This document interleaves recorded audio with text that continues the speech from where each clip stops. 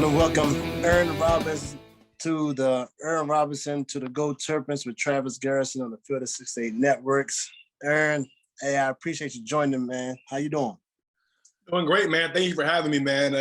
Definitely a pleasure to be on, man. Ready to talk some Maryland hoops. Oh, yeah, absolutely, man. Hey, before we jump into it, kind of tell me a bit, because you're a founder of your own company, correct? Can you tell me a little bit about that? Yes, sir. So I myself along with my twin brother, we founded a platform called All Facts Media. We started it probably about 2 years ago when we were at Coppin State University. Went to Quinnipiac University for our undergrad, and both played Division I basketball there. Our jerseys up here on a wall, and played there for 4 years. And with major in journalism there, and then went to Coppin State, and Coppin State didn't have any type of like journalism program, no student media. And so actually when I went there, my brother and I started our own platform, kind of covering Coppin State athletics at first. And then it kind of blossomed into covering college basketball. So now we cover college basketball, covering a lot of teams in the area. So Maryland, George Mason, Towson, UMBC, Coppin State. And also we have a podcast that we do every week called The Auto Bid, covers like mid-major basketball. So anybody looking for some college basketball content, make sure you follow us on Twitter at All Facts Media. We're also on Instagram at All Facts Media, YouTube, All Facts Media. Then our blog is allfactsmediainc.com. Then my personal Twitter is ACE Robinson _. So go ahead and give me a follow if you're tuning into this. Absolutely. Hey man, that's awesome, man. So what made you get into that and get into the whole writing and the sports world in regards to covering the different sports? I mean, obviously you got to have some type of love for the sport in order to, want to cover it and really be passionate about it. But what made you, start your own company? Because you could have joined and worked for somebody doing it, but you started your own platforms. Yeah, for sure, man. I mean, I think I've always, obviously I grew up playing basketball. I always loved basketball, and I've always had a personality. I love talking about sports. Like all my conversations in my group chats and in person is always centered around sports. So like, all I do really is watch ESPN. My TV's on ESPN right now. Like I love watching like Stephen A. Smith, like First Take and everything, debating and all those type of stuff, all those type of shows like Sports Center. So I knew that after I finished playing basketball that I wanted to get into the media in some realm, whether it be writing or whether it be an analyst type of situation. I knew one day whether I was 20, 30, or 40, whenever the ball stopped bouncing, I wanted to kind of get into the media realm. And so I went to Quinnipiac and majored in journalism. And that's where I kind of met John Surratt, who's the producer of this show, and was able to do Q30, which is a student-run media organization there, and it's really good. It's one of the best in the country there. We're able to anchor a weekly newscast, and I was a beat reporter my senior year, and covered a bunch of teams. And so I kind of took that knowledge that I learned at Quinnipiac, and when I got to Coppin, the main thing was that they didn't have any student media. Like there was no beat reporters, there was no radio, there was no, anything. So I was like, you know what, I'm gonna just start my own thing and I'm gonna cover athletes for myself. Cause I was doing it at Quinnipiac. We were going to games, filming highlights and, for the newscast and whatnot. And I was like, I'm gonna do it from my cell phone. We didn't have any cameras, we didn't have any fancy equipment. We were like, we just gonna use our cell phone and post to social media, post to Instagram. So we were going to games, just doing like post game interviews on our cell phone and filming like highlights on our cell phone and posting to social media. But then COVID hit. And so once COVID hit, then it kind of, all the sports stopped. There was no sports going on. It was just college basketball, man. And we were fortunate enough to have some teammates from Quinnipiac that were in the transfer portal at the time, Rich Kelly and Kevin Marfo. Both of those guys were like top 10 grad transfers in the country at the time. So they let us kind of cover their recruitment. And we kind of, morphed into like a college basketball platform. And obviously playing college basketball, we knew a bunch of coaches. And so we started having coaches come on and interview with us, man. But I think, it kind of just started kind of taking an initiative. I think me and Drew always kind of wanted to be able to have something that we could call our own as twin brothers because, we were extremely close growing up. We grew up obviously watching our older brother, which we'll probably talk a little bit about later, about our older brother, Billy Edelin. We grew up kind of watching him. He played obviously, for those who don't know, he played at Dematha, then played at Oak Hill, and then played at Syracuse. So we grew up kind of watching him, and we watched him win that 03 championship at Syracuse. We were like, man, I'm trying to be like him one day, man. I'm trying to grow up together. I'm trying to, play with my brother, play on TV and play D1 ball. Right. So me and my brother were able to accomplish that goal and play Division I basketball together. And, it was starting All Facts Media was a way to kind of have something else to do together. You know what I'm saying? Because obviously, nothing more special than doing something with your twin brother. So there's a way to kind of keep doing that, and we both have a passion for sports and we're telling stories. So that's kind of how it evolved, honestly. And man, hey, just going through that process, man. Especially like you said, doing it with your brother. Man, that's good stuff, man. Like you said, coming up with your own. Like you said, you could have worked for somebody or under something, but you just got, like you said, you saw a need, and you wanted to fill that need. And I mean, man, congratulations on that, man, because it takes a lot. We obviously, ain't an easy process. You talking about using your cell phone to do the media coverage, man. So you took it old school, man. That's a lot, man. So congratulations on that for sure. Thanks a lot, man. They definitely appreciate it, man. I think one thing that we always want is to maybe learn that Quinnipiac, man. You don't need much to be able to tell a story, man. You got a cell phone nowadays. The iPhone is your best friend, man. The cameras are good enough. You record the videos on your cell phone. You got social media now with Twitter and Instagram, man. So you can do whatever you want to do these days, man. It doesn't take much. So if you have an idea, man, definitely, if anybody listens to this, man, go for it. You don't need all the fancy equipment and everything else to kind of get started, man. All you need is some ambition and an idea in your cell phone, and you're good to go. Absolutely, man, absolutely. And you did, obviously, I gotta talk about this, man. You brought it up some, your brother, man. I just found out, through John, that I played with your brother Billy Edelin, over at Dematha, man. That was like my brother, man, and my big bro, man. Playing with him, I played with him my sophomore and some of my junior year over at Dematha, man, and a different dude, man. Just in regards to just the skills that he had, man, and like y'all guys definitely had a good role model when it came to especially when it came to basketball, man. Somebody that can flat out do it, Then like you said, man, he was. Man, I tell people all the time. A lot of people know this, man. He was like one of the main reasons why Syracuse won the championship that year. Obviously, Carmelo did his thing, but man, the way Billy orchestrated that team, man, and how the way he played, and he just had that one patent move that hesitate, that spin move. Hey, he been doing that spin. Hey, bro. Hey, he probably be teaching the kids that and everything, man. He probably taught y'all that too growing up. That patent spin move. Everybody knew he was going to do. Now, Billy wasn't the quickest dude in the world. Yep. But he give you that cross and that spin is nothing you can do. And then the way he went to the basket, he's putting your body into him, so he's going to draw the foul, and he's going to put his hand in there to cover to keep you from blocking the shot, and he going to do that. So that patent spin move, man, I know he taught y'all that. Listen, man, Billy was a big guard, like he 6'4", like point guard. You know what I'm saying? Me and my brother both like 6'5", 6'6" guards. So we were like, man, we were watching it, and he, like you said, man, he wasn't athletic. He wasn't going up dunking on dudes. Like he put his body into you, back you all the way. You know what I'm saying? Down the court, man. I think that's one thing that I took from him, because when I was a senior at Quinnipiac, my teammate I mentioned, Rich Kelly, he tore his meniscus for a little bit. He missed like 4 or 5 games in non-conference. I was playing point guard. I was like, man, look, I got all these little guards trying to get up under me, man. I ain't about to be putting the ball between my legs a million times. I'll put you right on my hip. I'm going to speed my way up the court. Like, you're not about to be speeding me up. Like, definitely watch Billy, man. It definitely helped me a lot with that, man. And people don't know, a lot of people, because you talk about, guards come out of the area, man. People always talk about Quinn Cook, and people talk about Ty Lawson, and all. But Billy, they don't really come up in them combos, man. But Billy, man, was really one of the best guards come out of this area in a long time. Easy.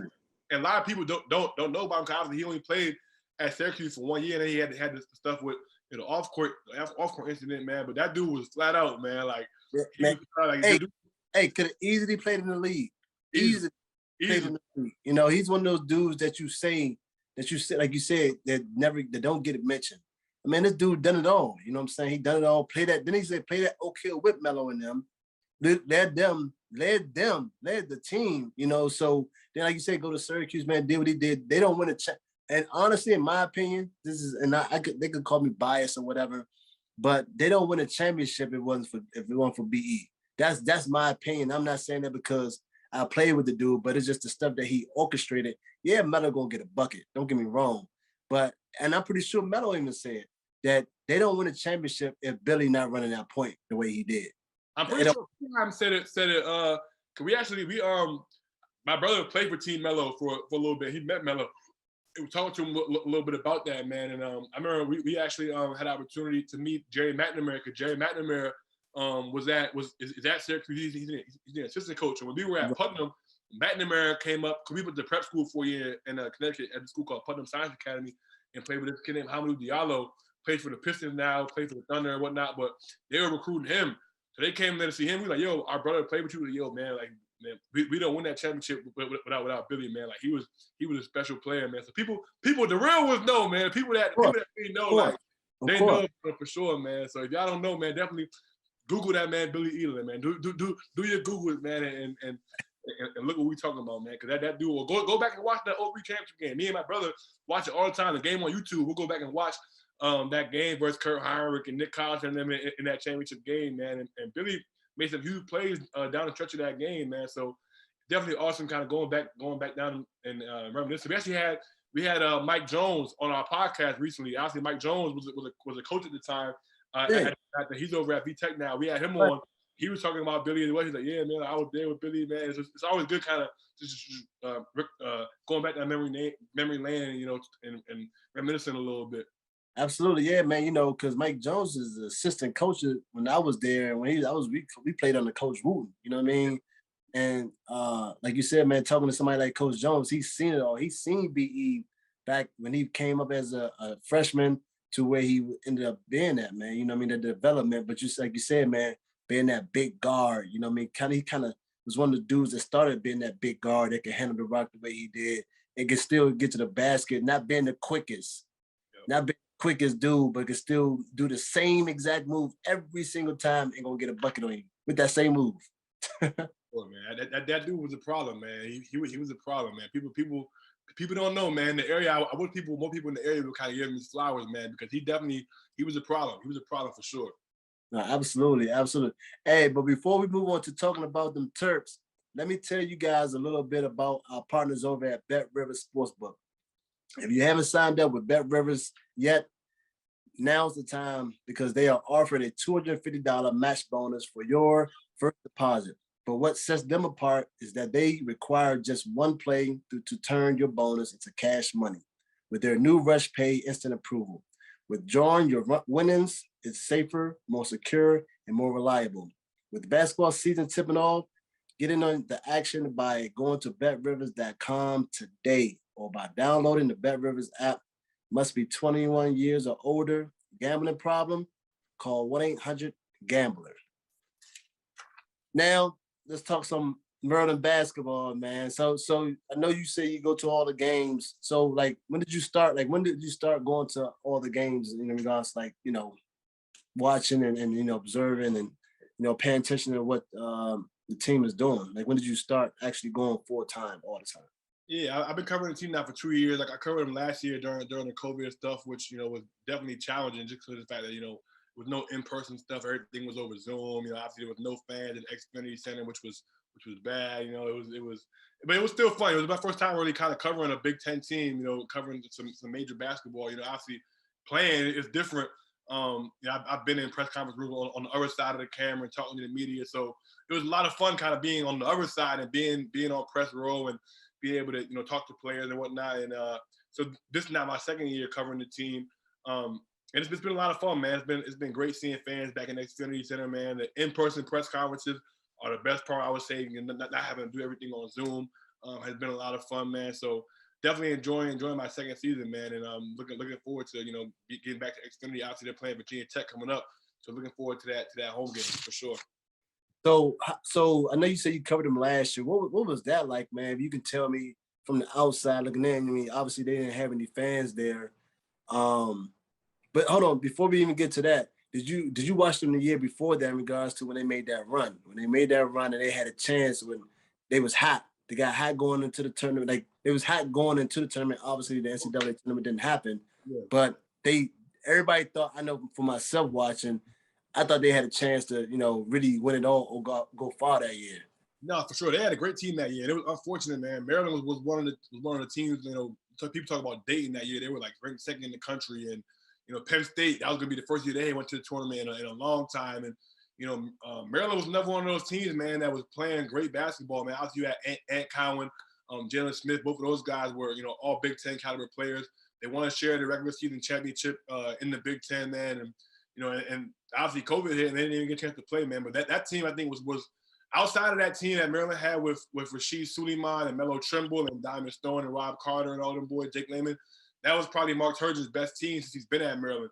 They didn't even get an opportunity to play in the tournament, which was super unfortunate. But I follow Maryland. I followed Maryland my whole life. I'm from Maryland. I grew up watching Maryland. You know what I'm saying? I'm from Tacoma Park.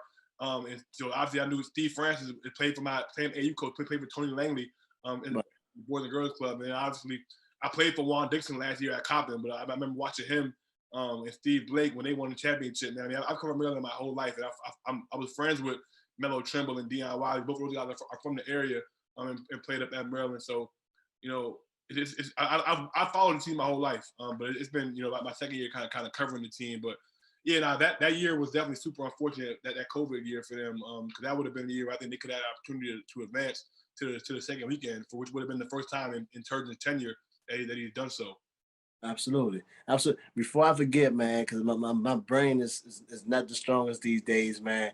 Talk about. I know you say you played under Juan Dixon. How was that, man? Like him as a coach, because obviously I think that probably maybe was his first year being a head coach. I believe. I'm his first head coaching job, but that was his, I think, third or fourth year at Coppman. The team had gotten better each and every year, man. And one thing I loved about playing for Juan is that he's a player's coach. Like, he instills so much confidence in you as a player, man. Like, he is saying, like, if you think it's a good shot, we think it's a great shot. You know what I'm saying? Like, he's never going to stop nobody from shooting the ball. Like, especially guys, like, obviously I was a grad transfer, so he recruited us to come in as fifth-year seniors. Me, like, my brother. We had a guy come in from Robert Morris named Kobe Thomas. He was like a rookie of the year in the NEC his first year there, and then got concussion his sophomore year and kind of dealt with some injuries. He came to us his junior year. We had a kid from Tennessee State. He averaged like 12 a game in the Ohio Valley, which is conference with like Belmont and Murray State and all them boys. We had a really good team. We had a 7-footer that year, ended up transferring to VCU. And our point guard was an all-MEAC selection the year before that. So we had a really good team, man. We had an older team, man, and Juan let us all rock. Like, he let us go, man. Like, we had like 4 different dudes. I think one of MEAC Player of the Week award. Like, I won one non-conference.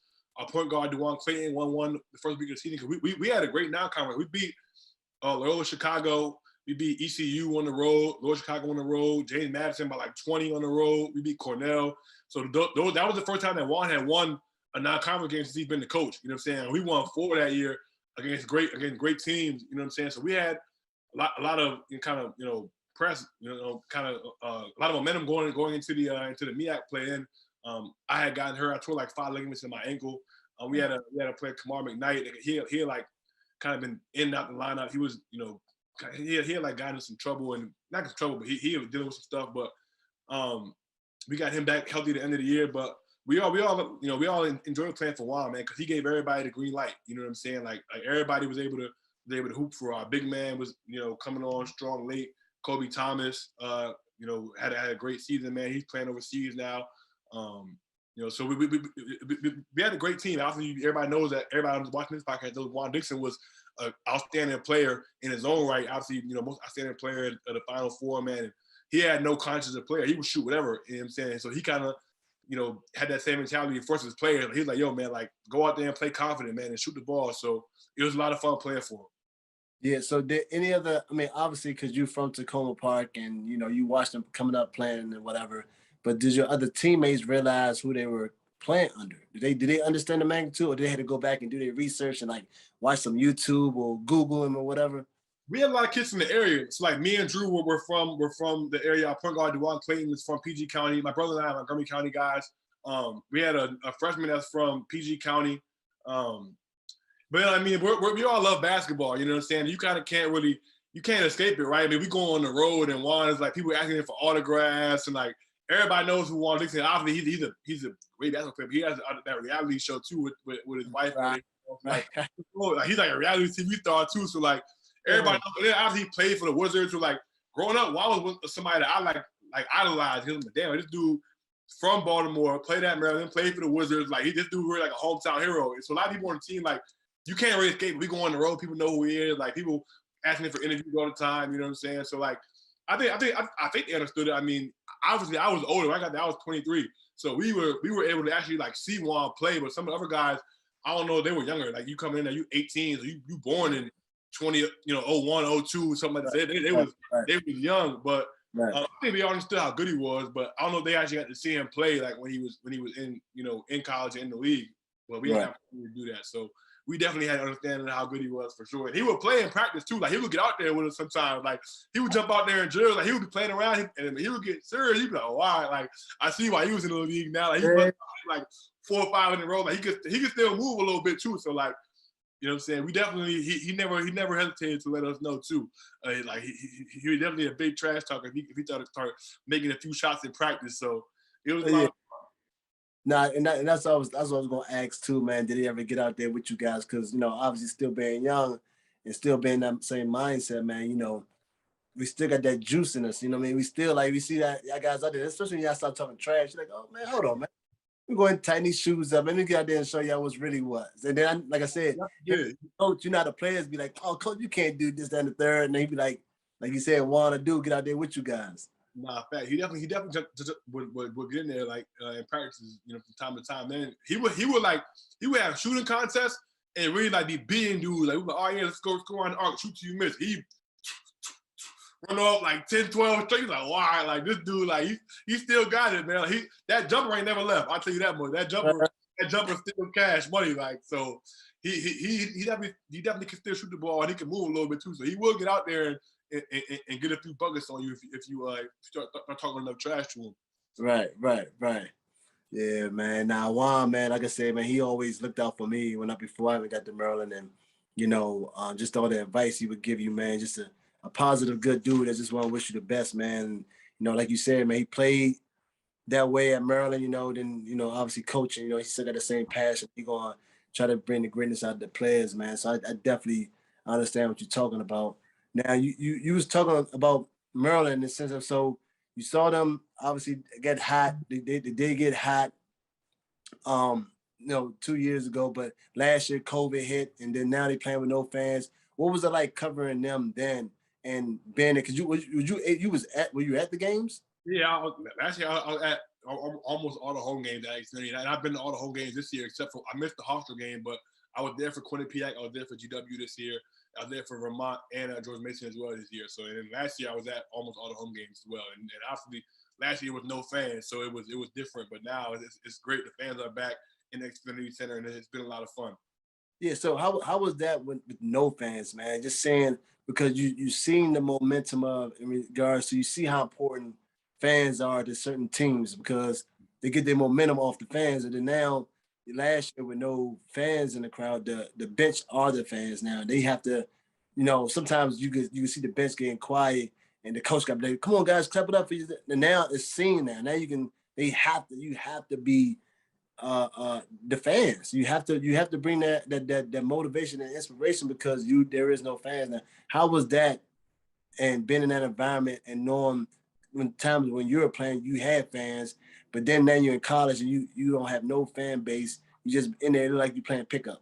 Yeah, it's bizarre, man. And last year was one of the most bizarre things. Like you on press row, you can kind of hear everything. Like you said, the bench are the fan, man. So if coaches curse somebody out, you know what I'm saying, you hearing that, guys is frustrated, you hearing that, you know what I'm saying. I think the game, like I think what you mentioned was the momentum, and that's the most key part. When you at home, man, and you hit a few shots and the crowd start going, man, and you ride that wave and that momentum, man. I mean, they've won a few games like that this year, you know what I'm saying? Just kind of like let teams hang around late, but the fans, you hit a few shots and the momentum begins to switch. And I remember specifically one game last year, last game in the regular season, it was Maryland's senior night, and they were playing Penn State, and Penn State came in there and they had beat them at Penn State earlier in the year, man. And Penn State, it was their like last game of the last regular season game as well. So they had a couple of guys that were from the DMV. I know Miles Dredd specifically is from the DC area, and so they had a couple of Philly guys that I think drove down. I know Sam Pessum's from Philly and a couple other guys, but they had fans at Xfinity. They were Penn State fans at Xfinity, and so they were a couple of Maryland parents, because Maryland had 2 seniors last year. It was Galen Smith, and they had a walk-on. I'm blanking on his name right now, but they had 2 seniors last year, and then Penn State had a bunch of fans in there. So the Penn State fans were the end of the game. Penn State went on a little run, and they were louder than the Maryland fan. Like they had probably at least maybe 100 people that probably in there, like in behind the bench, and it got loud in there. Like, and that's one momentum in the game. Maryland obviously ends up losing that game at home on senior night. I think the energy that Penn State kind of fed off of their little crowd they had. It wasn't many people, but you hear that stuff when it's an empty stadium. And so I think that game was one that I specifically remember where Maryland was winning the entire game, literally like they were up the entire game. I want to say they were up by like 12 points, like late in the second half, and then Penn State kind of went on this run, and Maryland went on a little scoring drought. And that doesn't happen if there's 10,000 people in the Xfinity Center and it's packed. Because I think the momentum of that game just would have swayed completely when Maryland was up 12, 15 points. You know what I'm saying? That game might have went from being up 12 to up 17 as opposed to going from up 12 to up 4. You know what I'm saying? So I think those type of things are huge in college basketball, man. People don't realize how much the players feed off of the fans and the energy that happens, in these buildings, man. So it was definitely bizarre, man. And I think it definitely, impacted Maryland a few times last year because they was going these scoring droughts and they wouldn't score for 3-4 minutes at a time. And I think that was definitely something that the fans, could help them out with, or at least, when they do make a shot, and it kind of makes you feel a little better about yourself, and then maybe 3 or 4 fall, after that. So definitely was bizarre last year going through that. Right. So yeah, and obviously, as far as they went in the NCAA tournament, you've seen that momentum change and you see the effort that they gave, but it just quite wasn't enough. What are you seeing this year's team now that they had a number of games under their belt? Obviously, they failed to George Mason at home. Like, what do you see from this team, and what do you see from this team as of right now with the games that they had played? Obviously, it's still early, so, but fans, they probably are looking a certain way right now just off of their performance or how they done play so far, and especially by them losing to George Mason at home. Yeah. In your opinion, what are your thoughts right now of this team? Obviously they had the transfers to come in that, people, the fans and people were expecting, a lot from and to help contribute, especially with the experience that they have. Yeah. What are your thoughts on this team as of right now? Yeah. I think Maryland, like you mentioned the transfers, right? I think that's the biggest thing. They're trying to integrate all these new guys, right? They only have 3 guys that are returning from last year's team that really played minutes. That's Eric Ayala, Dante Scott, and Hakeem Hart. All 3 of those guys are starters. Then you're also integrating Kudus Wahab came over from Georgetown. They're also integrating, Fats Russell came from Rhode Island. Then you got Ian Martinez off the bench, came from Utah. Then you got Julian Reese as a freshman. And so out of their top 7, their top 7 guys, 4 of them are new. You know what I'm saying? And so like they're really having a tough time, I think, kind of just finding their rhythm. And also the biggest problem that I've noticed is that they're not making shots. Like they've really struggled shooting the ball. Through 5 games, they're shooting 25.4% from the 3-point line in 5 games. That's 326th in the country. There's only like 350 D1 teams, and they're one of the worst in the country shooting the basketball from the perimeter, man. So they had to find a way to kind of make some shots, man. I think, Eric Ayala and Fats Russell have kind of gotten off to a rough start shooting the basketball as far as from distance, you know what I'm saying? And I think that's their biggest issue. But I think as time goes on, hopefully, Mark Turgeon will be able to, kind of find a way to get these guys some chemistry, man. But I think the biggest thing, they got to find a way to make some shots. Like Ayala right now is shooting 28% from 3. Fats Russell is shooting 25% from 3. Dante Scott shooting 26% from 3. And Dante Scott is a career 38% shooter coming into this year, and he's struggling as of late, shooting 26% from 3 off the bench. Ian Martinez is shooting 21% from 3. Hakeem Hart shooting 18% from 3. So, their best shooter right now is Julian Reese, who's shooting 32% from 3, and he's a big man. He's only attempted probably 3 on the whole year. I think he's probably 1 for 3 on the whole year. Right. So they only have none of their guards are shooting over 30% from 3-point line, which is alarming. You're not going to win very many games like that if you're not making perimeter shots, man. So I think that's the biggest thing that is alarming right now for me. Obviously, I don't think that'll last the whole season, but I think that they got to find a way to kind of simplify the offense. I think they have guys that are great playmaking. Obviously, Fats Russell is great getting downhill. I was great kind of playing one-on-one. I think they need to get those guys some more ball screens, kind of loosen up the offense a little bit and let them guys, do play to their strengths. I think Fats Russell is kind of getting messed up because he keeps trying to focus on being a facilitator and try to focus on being a true point guard, but they kind of need him to be more, more of a scorer and more in attack mode. Obviously, he's a guy, over the course of his career at Rhode Island, was a guy that was perennially, averaging, his sophomore year he averaged, 19 points a game. Freshman year he averaged 14. Last year, played with some injuries, averaged about 15 a game. Right now he's at basically about 13 a game for Maryland. But, I'm just concerned as how they're gonna remedy this issue with making shots. And they have the talent, Dante Scott, Qudus Wahab, Eric Allen, and Fats Russell. All four of those guys are very capable offensive players. In the preseason, CBS Sports did a little top 100 player ranking, and all four of those guys are ranked in the top 100 in the country as far as players. I think the only other team in the country that had more than that had four was Kansas. So they have the talent, man. They just had to find a way to kind of put it all together. I think the part of all the new guys definitely a factor, because trying to integrate Qudus Wahab, who's also kind of been up and down, because when he's played against these smaller schools, George Mason, GW, Quinnipiac, Hofstra, they haven't, like versus Hofstra, he didn't even play a second in the second half. He played 8 minutes the entire game. He's a guy, 6'9", big dude down low. But he hasn't been able to play against, the mid-majors because they're kind of drawing him away from the basket. He's not great switching, so it kind of puts him in a bind defensively. But he's great offensively because he can offensive rebound, he can finish in the paint. But they got a lot of things that they need to figure out. Kind of if they hit this important stretch of their season, but they're gonna play some good teams. They got Richmond down in the Bahamas. They're playing them tomorrow. They're gonna play Virginia Tech at home in the ACC Big Ten Challenge. They're gonna play Florida up at Barclays Center. Then you got the Big Ten schedule. So they got some things that they need to fix. But I think the shooting is the most alarming thing for me, because if they're not making shots, they don't stand a chance in the Big Ten. Right. And that's what I tell people. I was asked this a couple of times in regards to the transfer. I say you gotta understand, like, it's the chemistry. You can have the best players on the team, but if there's no chemistry, you see it all the time with like a Memphis or Kentucky with the guys with all the McDonald's on Americans on the team, but they don't win a championship. They don't go very far. You can have the best talent, but if the chemistry is not there and they're not clicking, it doesn't even matter. And so you have these guys come in, but you would kind of expect them more from them because of the experience that they have and where they played at the years prior. So, and I see what you're saying. It could be alarming. So it's like, yeah, it's kind of too early to tell, but at the same time, if they don't get it together by, this mid-December before the year's out, I mean, they like you said, man, the Big Ten it's not a slacking league, especially they got a number of strong teams this year, so it's going to be tough for them if they can't get it together and click fast.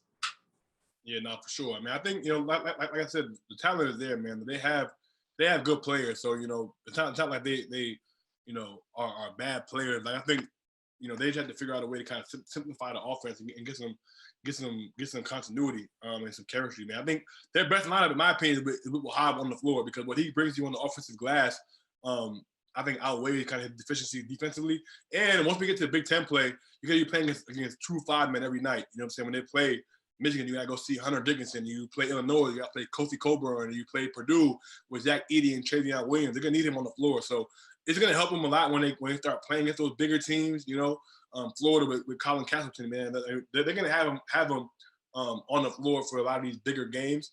But when they're playing against these smaller lineups, it's really tough for him to kind of be on the floor, man. But I think with time, I think they'll figure it out, man. Maryland last year got better as the season went on, man. They had a streak there in like February where they won 5 straight games in Big Ten play, and it kind of put them in the tournament, because they were kind of on the bubble for a while, but they got some big wins late. So Mark Turgeon teams do usually kind of get better as the season goes on. So I'm hoping that this year's team will be another example of that, and by Big Ten play they'll be clicking on all cylinders.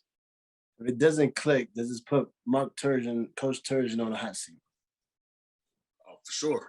I mean, I think people are, when they lost to George Mason, people already started talking about, oh, Kim English. You know what I'm saying? I don't know. It's gonna be a lot of people that are gonna be raising some questions if this season doesn't turn itself around, because this team is too talented to be playing the way that they are right now. I mean, they're squeaking out wins against teams that aren't, quite frankly, like George Washington. They lost to them. They beat them by 7 points. I don't think GW's won a game since. After GW lost to Maryland by 7, they went to Cali got smacked by 20 by UC San Diego. Then they got smacked by 15 by Cal State Fullerton. Then they lost to UMass Lowell. And then they beat Wright State the other day. But I mean, they're not, Vermont is a very good team, but they struggled, versus Vermont, who's an American East team. Hofstra, they barely beat. It took them, to the last minute of the game to beat Hofstra, who's a CAA team. You know what I'm saying? George Mason hasn't won a game since beating them at home. Mason beat Maryland, and they've since lost to James Madison, lost to Washington, lost to Nevada. So, Maryland had to figure out a way to beat some of these teams. Obviously, they're gonna have tomorrow's game versus Richmond is gonna be huge for them. They have to find a way to get that done. Because they lose to Richmond, then they're gonna be in the world of trouble. And Richmond's a good team, but Maryland should win that game. And then after they're gonna host Virginia Tech on December 1st, and then after that game at the Barclays Center versus Florida is gonna be a big test as well. So, I think Turgeon has his work cut out for him, but I think that by the end of the year, hopefully they'll be able to figure it out, man. But if not, then them boosters, man, them boys ain't the most patient people. So it's gonna be some pressure over there in College Park for sure. Yeah, I hear it all the time. Every time I bump into those guys, man. But man, Aaron, I definitely appreciate you, joining, Go Terrapins with Travis Garrison on the Field of 16 Networks. Man, I'm happy for everything that you got going on, man. I know that it's not easy, but you young, man, and you started early. And I mean, man, congratulations again. I think that's huge. And the sky's the limit, man. I mean, shoot, it's in your blood, man. It's in your blood, man. You come from great things, and I know Pops, man. So, man, like I said, man, good luck to you going forward. I know I'm gonna bump into you sometimes, especially if I'm going to the Maryland games, man. Obviously, we tuned in all the Field 68 stuff, man. Hopefully, our paths do cross at one of the Maryland games, man. We can wrap some more for sure, man. But I appreciate you guys for having me on today. No, absolutely, man. You take care of yourself, man. We'll talk soon for sure. Sure, man. Thanks a lot. All right, bro.